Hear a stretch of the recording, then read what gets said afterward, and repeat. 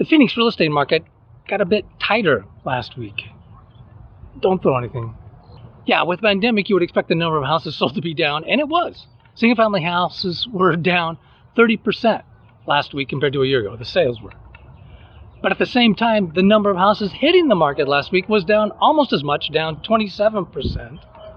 The market, therefore, is about as tight as it was last year at this time, and it was really tight last year at this time. Hi, everybody. I'm John Wick. I'm a real estate agent with HomeSmart and a former international agricultural trade economist. Today, I'm in Los Olivos Park in Phoenix. You can see all the olive trees. Really nice.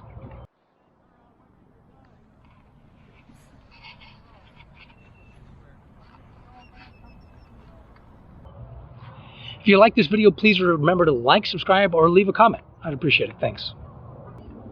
This is weird. We now have fewer single-family houses for sale than houses under contract to buyers. If the trends of the last 6 weeks continue, the Phoenix real estate market is going to get even tighter. And right now, we're super tight with only 1.4 months of supply.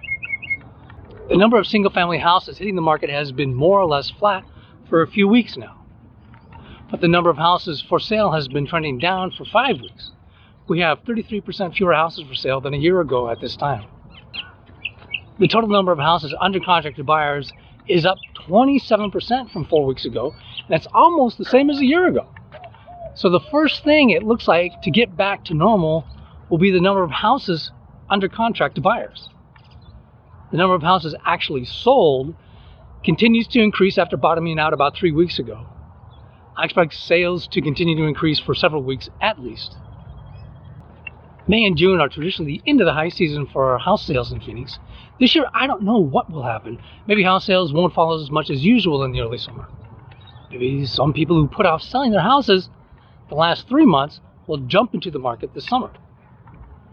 I think that's most likely, but then I've been expecting more houses to hit the market for about a year. So what does all this mean if you're a home seller? No matter how crazy the market, it doesn't matter much if you're selling and buying at the same time and staying in Arizona.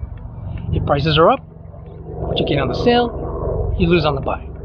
Prices are down, what you lose on the sale, you gain on the buy. If, however, you were planning to move to another part of the country that has been particularly hard hit, like Vegas or Orlando, then if it's not too inconvenient for your personal situation, I consider waiting a while and seeing what happens to prices there before buying there. If you were considering selling an investment property within the next couple of years, I'd really suggest selling sooner rather than later. I keep worrying that a lot of homeowners who put off selling their houses the last 3 months because of COVID-19 will eventually put their houses up for sale. And what happens when all those mortgage forbearance programs eventually end? How many will decide to sell when they have to start making mortgage payments again? Will the number be large or small? I don't know, but it might be large. It might have an impact, very slowly. Of course, if your investment property is cash flowing nicely and you were planning to hold on to it for 5 or 10 years anyway, then I would say it's smart to hold on to it. Anyway, it seems like a good time to sell any investment properties you are not in love with. What about first-time homebuyers? I'm not sure what to tell first-time homebuyers yet. There are a lot of moving parts. Maybe I'll talk about that next week. So maybe you should subscribe or to ArizonaRealEstateNotebook.com or this YouTube channel.